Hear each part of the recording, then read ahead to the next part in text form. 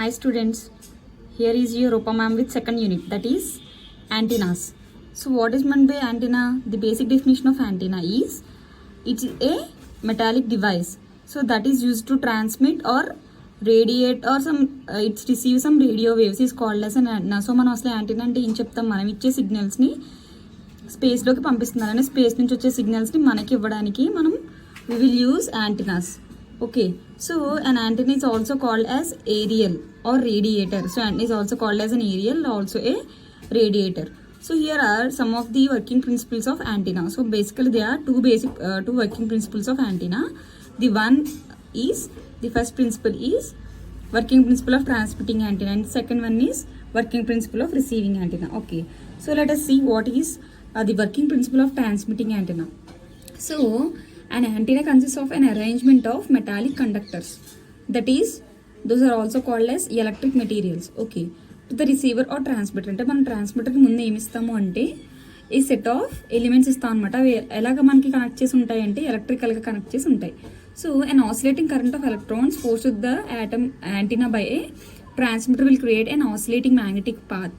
So మనకి ఏమవుతుంది, ఈ పర్టికులర్ యాంటీనాలో ఎలక్ట్రాన్స్ అనేవి ఉండడం వల్ల యాంటీనాకి ట్రాన్స్మిటర్ ఫోర్స్ చేయడం వల్ల ఏమవుతుంది అంటే మనకి మ్యాగ్నెటిక్ ఫీల్డ్ అనేది ఇండ్యూస్ అవుతుంది. అంటే మనకున్న ఎలక్ట్రిక్ ఫీల్డ్తో పాటుగా మనకి మ్యాగ్నెటిక్ ఫీల్డ్ అనేది ప్రొడ్యూస్ అవుతుంది. సో ఈ ఎలక్ట్రిక్ ఫీల్డ్ మ్యాగ్నెటిక్ ఫీల్డ్ రెండు కలిపి టైం వేరింగ్ ఫీల్డ్స్ రెండు కలిపి మనకి ఎలక్ట్రోమాగ్నెటిక్ ఫీల్డ్ వేవ్ కింద మనకి స్పేస్లోకి వెళ్తాయి. ఓకేనా. So let us observe this diagram. ఈ డయాగ్రామ్ చూడండి. ఫస్ట్ మనం ఒక సోర్స్ తీసుకున్నాం, మనం ట్రాన్స్మిషన్ లైన్కి ఇచ్చినప్పుడు ఏమైంది, ఆ పర్టికులర్ యాంటీనా ఏం చేసింది, ఎలక్ట్రిక్ వేవ్స్ని మ్యాగ్నెటిక్ వేవ్స్ని రెండింటిని కలిపి స్పేస్లోకి ఎలక్ట్రోమాగ్నెటిక్ వేవ్స్ కింద పంపించింది అనమాట, రేడియేట్ చేసింది. ఓకేనా. So this is about working principle of transmitting antenna. So let's see the working principle of receiving antenna. So receiving antenna దగ్గర మనకి ప్రిన్సిపల్ ఏంటి అంటే మొత్తం మనకి ఫారడేస్ లా మీద డిపెండ్ అయి ఉంటుంది. సో మీకు ఫారడేస్ లాస్ తెలుసు కదా, basically we have 2 laws of Faraday's laws. ఒకటి ఏంటంటే ఎలక్ట్రిక్ ఫ్లక్స్ మీద డిపెండ్ అయి ఉంటుంది, ఇంకొకటి ఏమో టోటలీ ఈఎంఎఫ్ అనేది మనకి ప్రొడ్యూస్ అవుతుంది. So Faraday's law of electromagnetic induction మీద ఈ 2 laws అనేవి ఉన్నాయన్నమాట. సో ఇక్కడ ఇలా ఎలా ఉంటుందంటే ఈ యాంటీనా అనేది మనకి రిసీవింగ్ యాంటీనాలో పనిచేసినప్పుడు, అంటే మన యాంటీనా అనేది ఒక పర్టికులర్ రిసీవింగ్ యాంటీనా కింద పనిచేసినప్పుడు ఆ పర్టికులర్ యాంటీనాకి కొంచెం ఎలక్ట్రోమాగ్నెటిక్ ఫీల్డ్ అనేది ఉంటుంది. సో ఎలక్ట్రోమాగ్నెటిక్ ఫీల్డ్ ఉండడం వల్ల ఏమవుతుందంటే అందులో కొంచెం వోల్టేజ్ అనేది ఇండ్యూస్ అవుతుంది అనమాట. సో ఈ matching device between the radiated field and front end of the receiver. So రిసీవర్కి ఫ్రంట్ ఎండ్ అలానే రేడియేటెడ్ ఫీల్డ్కి మనకి మ్యాచింగ్ డివైస్ కింద ఉపయోగపడుతుంది అనమాట. Okay, this is about the working principles of transmitting and receiving antenna. So let's see about isotropic radiator. So what is mean by isotropic radiator? Radiator is also called as antenna అని మీకు చెప్పాను కదా స్టార్టింగ్లో. So an antenna radiate that radiates energy uniformly in all directions is called as an isotropic radiator. So isotropic radiator దాని పేరు ఎందుకు వచ్చింది అంటే మనం అన్ని డైరెక్షన్స్లోనూ కూడా యూనిఫామ్గా ఎనర్జీని రేడియేట్ చేస్తాం కాబట్టి మనకి ఐసోట్రోపిక్ రేడియేటర్ అని దానికి పేరు వచ్చింది. ఓకేనా. So it is also called as an omni directional radiator or unipole isotropic radiator. దాన్ని మనం ఓమ్ని డైరెక్షనల్ రేడియేటర్ అని కానీ యూనిపోల్ డైరెక్షనల్ యాంటీనా అనుకుని అంటాం అనమాట. So the radiation pattern of isotropic radiator is spherical. So దీని యొక్క రేడియేషన్ ప్యాటర్న్ ఎలా ఉంటుందంటే స్పెరికల్ షేప్లో ఉంటుంది, అండ్ దీని యొక్క పాయింట్ సోర్స్ వచ్చి మనకి 0 size ఉంటుంది అనమాట. ఓకేనా. సో మనం ఏమైనా యాంటీనాస్ని కన్సిడర్ చేసుకోవాలంటే రిఫరెన్స్ యాంటీనా కింద మనం ఫస్ట్ తీసుకునేది ఐసోట్రోపిక్ రేడియేటర్ యాంటీనాని మనము రిఫరెన్స్ యాంటీనా కింద తీసుకుంటాం నాన్న. ఓకే. సో మన యాంటీనా యొక్క రేడియేషన్ మెకానిజం, అంటే ఈ యాంటీనా అనేది మనకి రేడియేషన్ మెకానిజం, ఏ రేడియేషన్ మెకానిజం మీద పనిచేస్తుంది అంటే సింగిల్ వైర్, 2 wire అని మనకి 2 types ఆఫ్ రేడియేషన్ మెకానిజమ్స్ ఉంటాయండి. So then what is mean by single wire and what is mean by 2 wire అన్నది చెప్తాను. So what is mean by single wire first. So single వైర్ని మనం it's a fundamental step for antenna radiation mechanism అనమాట. So this principle is nothing but it works on the principle of radiation, that is time varying current. Okay. So single wire యాంటీనాకి మనకి charge అనేది స్టేషనరీగా ఉన్నప్పుడు ఏ current produce అవ్వదు. Once నువ్వు దాన్ని కదపడం మొదలుపెట్టావు అంటే దానికి ఛార్జ్ ఇచ్చావు అంటే స్ట్రైట్ లైన్లో ఎప్పుడు కూడా మనకి కరెంట్ అనేది ఫ్లో అవ్వదు అనమాట. అంటే వైర్ స్ట్రైట్గా ఉన్నప్పుడు ఎప్పుడు కూడా అవ్వదు. సో పర్టికులర్ వైర్ని మనం ఏం చేయాలి, ఎయిదర్ కర్వ్ చేయాలి ఆర్ ట్రంకేటెడ్గా అన్న పెట్టాలి, లేదా టెర్మినేటెడ్గా అన్న పెట్టాలి, డిస్కంటిన్యూస్గా అన్న పెట్టాలి, ఆర్ బెండ్ ఆర్ కర్వ్. ఇలా పెట్టినప్పుడు మాత్రమే మనకి సింగిల్ వైర్ కమ్యూనికేషన్ జరుగుతుంది. సో 2 wire కమ్యూనికేషన్ ఎలా జరుగుతుంది అంటే 2 wire కమ్యూనికేషన్లో చూడండి, మనం 2 types యాంటీనా తీసుకుంటాం, 2 transmission lines తీసుకుంటాం. 2 transmission లైన్స్లో మనకి electric field magnetic field produce అవుతాయి. సో పాజిటివ్ ఛార్జ్ని అన్నీ కూడా మనం ఎలా రిప్రజెంట్ చేస్తాం, యారోస్ కిందకి రిప్రజెంట్ చేసాం, నెగిటివ్ ఛార్జ్ని అంతా కూడా మనం పైకి రిప్రజెంట్ చేసాం. ఓకేనా. సో అలా రిప్రజెంట్ చేసినప్పుడు ఏమైంది, మనకి electric field and magnetic field రెండు కలిపి మన స్పేస్లోకి వెళ్ళడం జరిగిందనమాట. సో ఈ 2 కండక్టర్స్ మధ్యలో ఎలక్ట్రిక్ ఫీల్డ్ అనేది ప్రొడ్యూస్ అవడం వల్ల ఏమవుతుంది, రెండు కలిపి మనం ఈ ఫీల్డ్ మొత్తంగా మనం కలిపి స్పేస్లోకి పంపిస్తాం అనమాట. సో నెక్స్ట్ ఏమైంది, ఇందులో కొంచెం ఛార్జ్ అనేది ప్రొడ్యూస్ అవడం వల్ల ఎలక్ట్రిక్ ఫీల్డ్తో పాటుగా మనకి మ్యాగ్నెటిక్ ఫీల్డ్ అనేది కూడా ఉంటుంది. సో ఈ రెండు కలిపి మనకి స్పేస్లోకి ఎగ్జైట్ అవుతాయి. ఓకేనా. సో ఇక్కడ మనకి కొన్ని టర్మ్స్ ఉంటాయి. ఏంటో టర్మ్స్ అంటే radiation, frequency range, construction, bandwidth. So అంటే మన యాంటీనాస్ అన్నవి వీటిని బేస్ చేసుకుని, రేడియేషన్ బేస్ చేసుకుని, ఫ్రీక్వెన్సీ రేంజ్ని, కన్స్ట్రక్షన్ బ్యాండ్విడ్త్ని బేస్ చేసుకుని డివైడ్ చేయడం జరిగిందనమాట.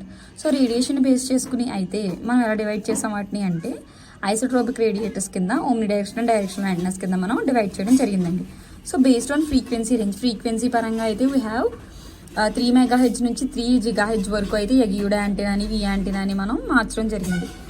సో 3 to 30 గిగాహెడ్జ్ అయితే టాప్ లోడ్ యాంటెనాస్ అని, టవర్ యాంటెనాస్ అని మనం డివైడ్ చేసాం అనమాట. ఇంకా 3 గిగాహెడ్జ్ to 300 గిగాహెడ్జ్ అయితే రిఫ్లెక్టర్ యాంటెనాస్, హార్న్ యాంటెనాస్ అని చెప్పేసి మనం డివైడ్ చేసుకోవడం జరిగింది. నెక్స్ట్ బేస్డ్ ఆన్ కన్స్ట్రక్షన్ అంటే వాటి కన్స్ట్రక్షన్ని, వాటి షేప్ని బేస్ చేసుకుని వైర్ యాంటెనా, అపర్చర్ యాంటెనా, అరే యాంటెనా, రిఫ్లెక్టర్ యాండ్సన్ యాంటెనా మనం కన్స్ట్రక్ట్ చేసుకున్నాం అనమాట. సో బేస్డ్ ఆన్ బ్యాండ్విడ్త్ అంటే బ్యాండ్విడ్త్ని బేస్ చేసుకుని మనకి రెజొనెంట్ యాంటెనాస్, నాన్ రెజొనెంట్ యాంటెనాస్ అనే 2 types ఆఫ్ యాంటెనాస్ ఉంటాయి అనమాట.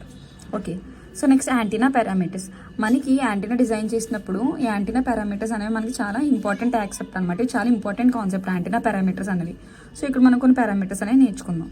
ఇందులో మనకి ఫస్ట్ పారామీటర్ వచ్చి యాంటీనా ఇన్పుట్ ఇంపిడెన్స్. సో అసలు యాంటీనా ఇన్పుట్ ఇంపిడెన్స్ అంటే ఏంటి అంటే, ఒక యాంటీనా టెర్మినల్స్ దగ్గర మనము ఆర్ఎఫ్ పవర్ని, ఒక పర్టికులర్ ఆర్ఎఫ్ పవర్ని ట్రాన్స్మిట్ అవుతున్నప్పుడు ఆ ఆర్ఎఫ్ పవర్ని మనం క్యాలిక్యులేట్ చేసామనుకోండి యాంటీనా టెర్మినల్స్ దగ్గర, దాన్ని we called as an antenna input impedance. Okay. The impedance of antenna measured at the terminals where transmission line carrying RF power from transmitter is called as an antenna input impedance. So ఈ transmission లైన్తో పాటుగా RF current కూడా move అవుతుంది కదా.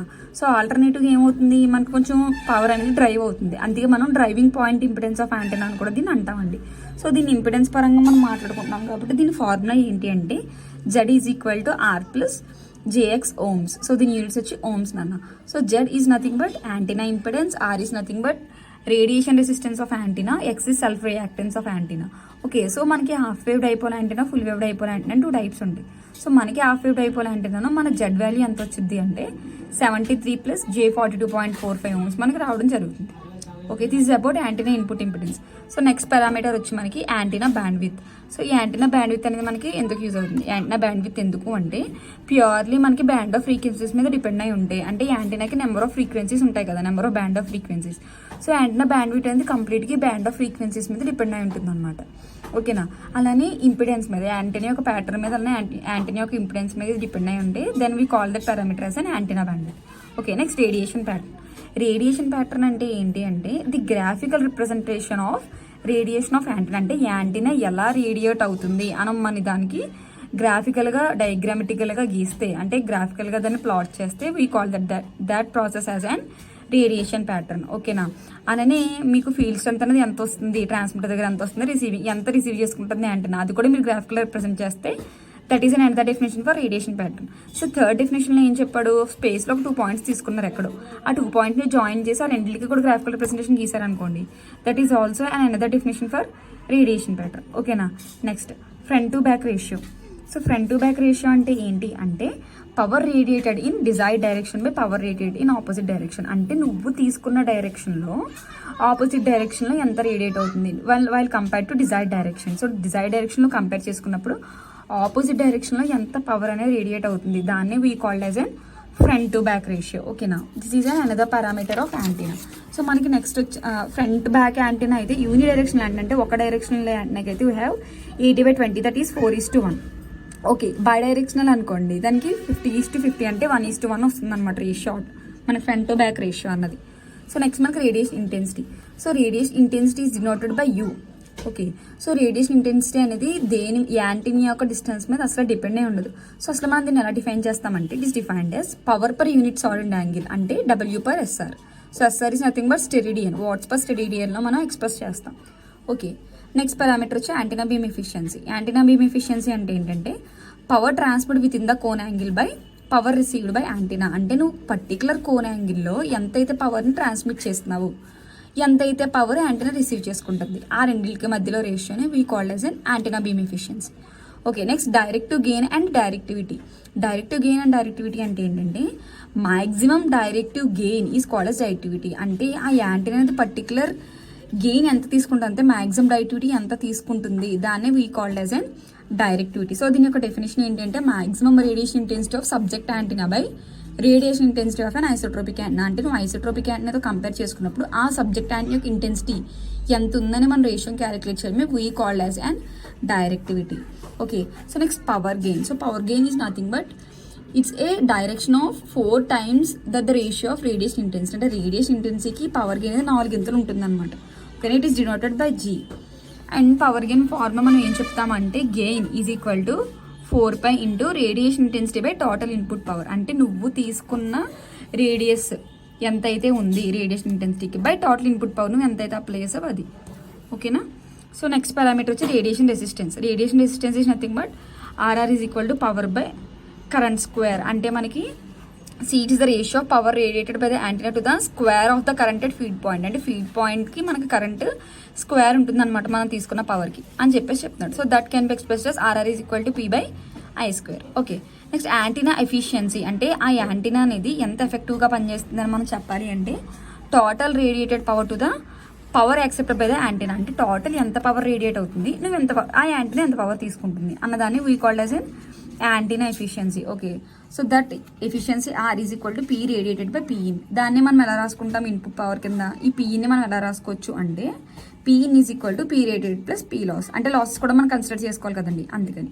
So ఇప్పుడు ఈ పీని ప్లేస్లో substitute చేయండి value. అప్పుడు ఏమవుతుంది, పీ రేడియేటెడ్ బై ఈ వాల్యూ సబ్స్టిట్యూట్ చేసుకున్నాం కదా. So P radiation plus P loss అవుతుంది. Okay, this is about antenna efficiency. So ఇంకా మనం చూడండి దీనికి ఇంకా డిఫరెంట్ ఫార్ములాస్ ఉన్నాయి. Like P radiation is equal to I² RMS R radiation అని, లేదా P loss equal to I² RMS R loss అని.